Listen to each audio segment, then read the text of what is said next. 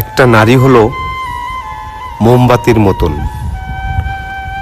একজন ভালোবাসার মানুষকে আলোকিত করতে গিয়ে সে নিজেই একদিন জ্বলে পুড়ে শেষ হয়ে যায়। তার বুকের ভিতরের লুকানো কষ্টগুলি এই পৃথিবীর বুকে কাউকে বুঝতে দেয় না, তার নিজের ভিতরে লুকিয়ে রাখে।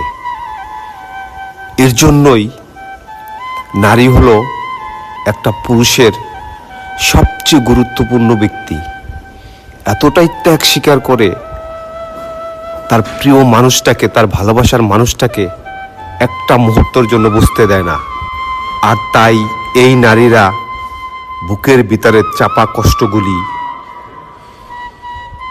চাপিয়ে রাখে আর অধরে কান্না করে, কাউকে বুঝতে দেয় না।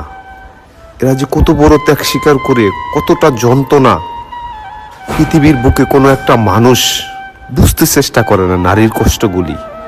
আর নারী হলো পৃথিবীর ভিতরে সবচেয়ে প্রিয় একটা জিনিস। এটা প্রত্যেকটা পুরুষের জীবনের মূল্যবান সম্পদ, যেটাকে থাকতে কেউ দাম দেয় না।